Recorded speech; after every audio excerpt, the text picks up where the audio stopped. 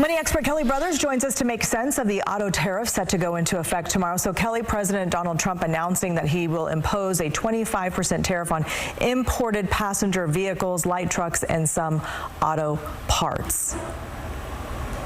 Yeah, that's the intent anyway, and we're actually getting word that the White House is still accepting calls from other countries. So the president likes to negotiate. He likes to push people into a corner, and that's maybe where we stand right now. But this will impact some companies more than others, some consumers more than others, and it will cause consumers to decide to really look at this as they're making a decision about a new car to see where it came from. To give you an idea, Toyota, Hyundai, Nissan, about 50% of their cars are imported into the United States. General Motors, very close to 50%.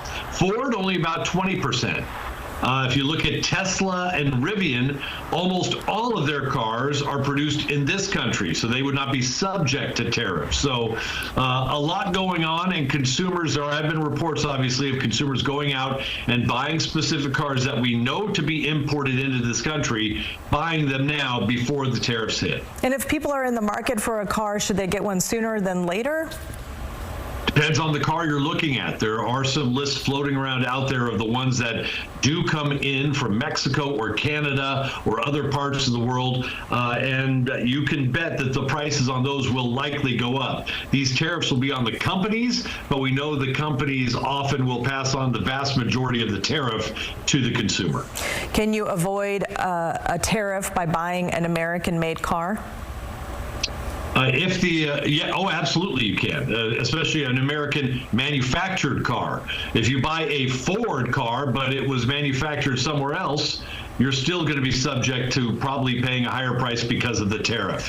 However, if you buy a car that is made in this country, and for example, I told you about Hyundai, 50% of their cars are imported. They've already announced they already have 2 auto plants in this country. They're building another one in Georgia, and they're building a steel plant in Louisiana.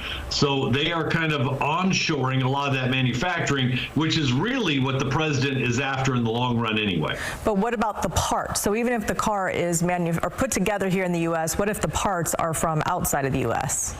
We don't have clarity on exactly how that works because, Lisa, can get very convoluted. You can have parts made in this country shipped to an assembly process in Mexico to another process in Canada, then back into this country. How those cars will be subject, or those parts subject to tariffs, remains to be seen. Should point out, used cars, as far as we know, there is no tariff on used cars. I mean, so you'll be able to buy any car used that is already in this country. At least that's how we understand the tariffs at this point. Do you think it would be smart if you're thinking about selling your car, so it would be a used car, maybe wait a little bit, because do you think the price on used cars will go up?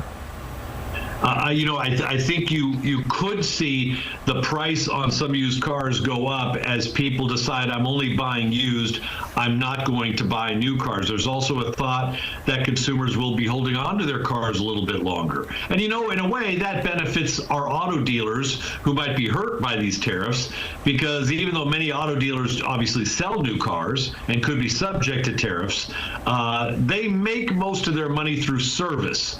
So to the extent Americans hold on to their cars longer, those cars will need more service over time. Very interesting. Thanks for making sense out of all of that, Kelly. Thank you. We're trying to. Thanks, Lisa. Good to see you. You too.